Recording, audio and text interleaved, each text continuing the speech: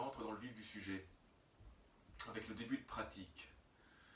Le début de pratique qui est la prise de conscience de la mécanique respiratoire et la prise de conscience du corps dans l'espace, et on essaie de calmer le mental, de se tourner vers l'intérieur, de ne plus aller vers l'extérieur, les sens, vision, odorat, ouïe, toucher, on essaie de les ramener vers l'intérieur. Voilà. Donc, ce que je n'ai pas dit dans la précédente vidéo, je me suis muni d'une brique. Voilà, tout le monde n'a pas une brique à la maison. Donc, je sais bien que plus personne ne lit à l'heure actuelle, mais si vous avez encore un vieux dictionnaire voilà, dans votre bibliothèque, vous pouvez toujours vous servir de ça. Donc, qu'est-ce que j'ai fait? Je l'ai placé sous mes fessiers. J'ai croisé un genou puis l'autre, une jambe devant, une jambe derrière, si cela est possible. Ça, c'est question d'ouverture de hanche. Si jamais ce n'est pas possible, on fait une cheville sur l'autre. Si on n'a pas de brique, on vient sur le sol, soit une cheville devant l'autre, soit on croise devant. Cette posture s'appelle Shukastan, la posture heureuse. Voilà, tout simplement. Ok, donc, voilà, genoux croisés, etc. On dégage les fessiers, je me soulève un peu les fesses et je viens m'asseoir sur les deux os des fesses, les ischions. Le fait de m'asseoir sur les ischions va amener ma colonne vertébrale à se redresser. Alors évidemment, en fonction des morphotypes, on sera plus ou moins arrondi, plus ou moins creusé dans le bas du dos, arrondi dans le haut du dos. On va chercher un peu la vision vers le haut si on a une hyperlordose cervicale. Dans un premier temps, on essaie de s'ancrer, donc de pousser les ischions dans le sol pour monter la taille, monter le sternum, descendre les épaules, allonger la nuque. Le menton très légèrement dans la fourchette sternale, le regard en direction de la pointe du nez. Je ferme les paupières. Je pose les poignets sur les genoux.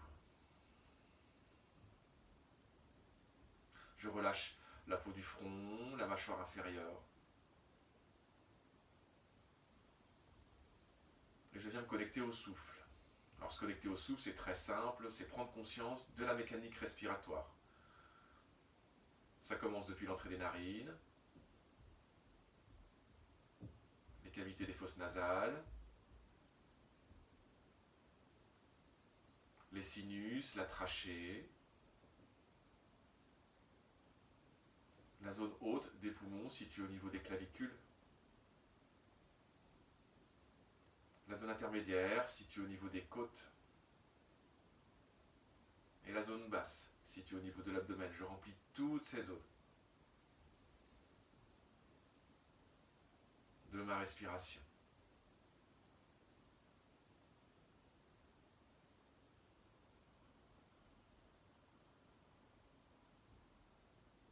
J'allonge le temps d'inspire, j'allonge le temps d'expire, je légalise.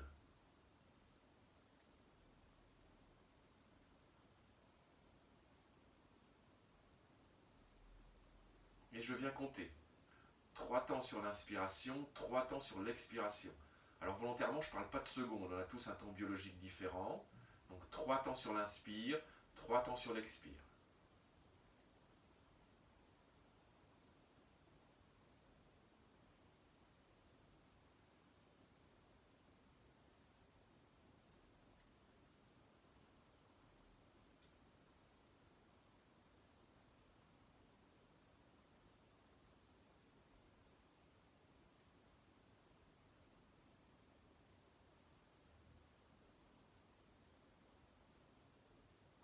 Si à 3 temps vous cherchez encore un peu votre air, c'est un peu difficile, vous restez à 3. Sinon vous passez à 4 temps.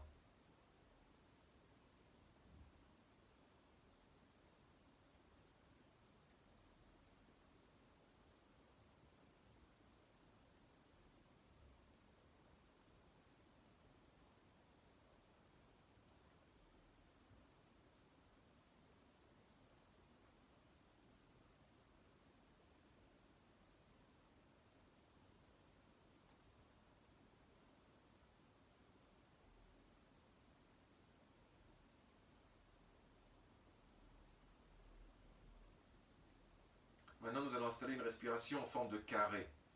Donc nous allons faire, en fonction du temps que vous êtes resté, 3 ou 4, 4 temps sur l'inspire, 4 temps de rétention poumon plein, 4 temps sur l'expire et 4 temps de rétention poumon vide, ce qui donne un carré respiratoire. Vous pouvez suivre les segments du carré derrière les paupières closes.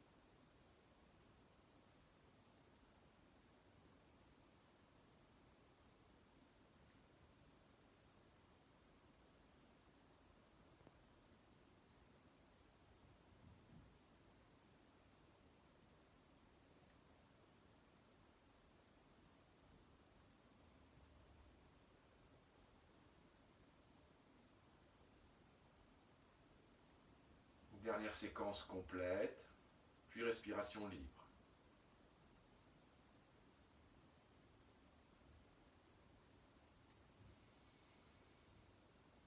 À présent, nous allons nous saluer en chantant le Om. Donnez les 2 paumes des mains jointes au niveau du plexus solaire, le Namasté. Inspirez profondément. Avec moi.